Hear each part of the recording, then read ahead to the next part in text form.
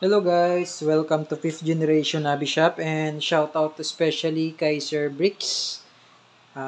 Quick video testing lang tayo ng unit ni Sir Bricks.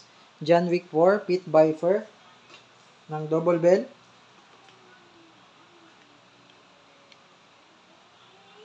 So ayan siya. Sir Bricks, ito na po yung unit sir. John Wick 4 Pit Viper. Yan.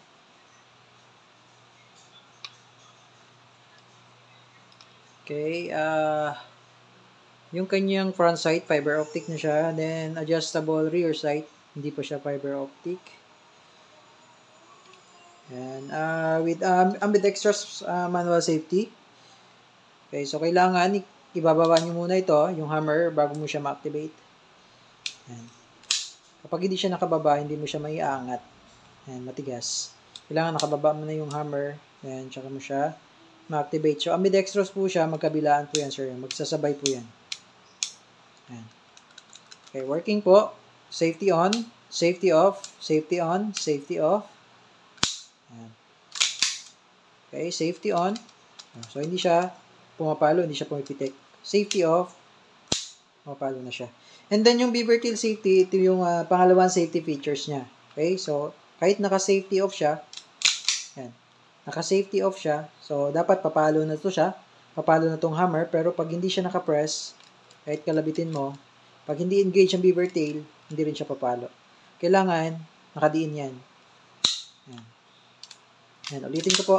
Pag hindi siya nakadiin, kahit anong kalabit nyo po, hindi siya papalo. Yan. Kadiin. Yan. Okay. Automatic po kasi pag hinawakan nyo siya sa grip, yan, madidiinan nyo po yan. Kasi part of safety features po kasi ang beaver tail. Okay, so hindi siya magpa-fire hanggat hindi engage ito. Kahit na naka-safety off siya. Okay, naka-magwell na rin siya. Ayan, may markings pattern, tactical innovations, accessory rail for flashlight. Then, hindi ako sure kung meron tong thread. Parang walang thread yung outer bar niya walang thread. Okay, so hindi mo siya malalagyan ng suppressor. Tracer unit. Flashlight pwede. Okay, 30 rounder capacity po, no? This is the magazine. Okay, so lagyan na natin ng BBs.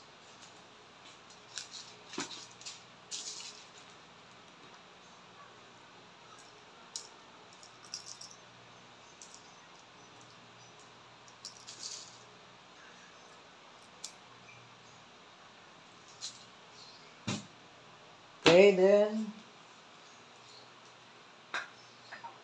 lagyan natin ng gas, upside down, inverted position, press, 1, 2, 3. 3 segundo lang. Then, ito po yung freebies. Number 12, standard power, green gas. And yung 0.23 grams, 4,000 shots. Ito po yung freebies. Okay, ito po yung freebies sa unit natin. And then, si double bell, meron siyang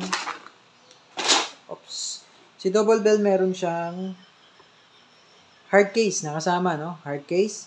And then, mayroon siyang kasamang gold coin, John Wick gold coin. Then, Continental card.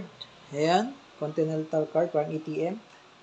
And then, extra loading nozzle. Ito po siya. Ayan.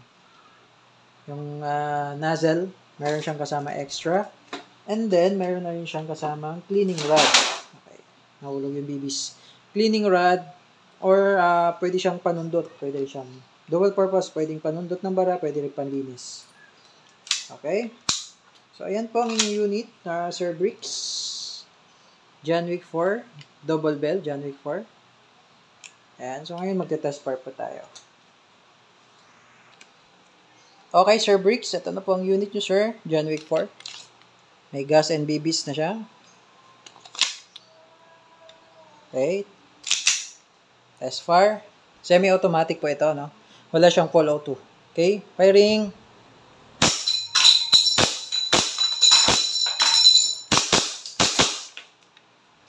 Yan. Open slide pag wala ng bala. Release the magazine. Pero may gas pa po ito, no? Matigas yung valve. Yan. Pag matigas, may gas pa po. Okay, release the magazine. And then, para ibalik yung slide to original position, press down nyo lang itong slide, stop, slide, release. Ito. Press down nyo po. Yan. And then, release. Hammer down.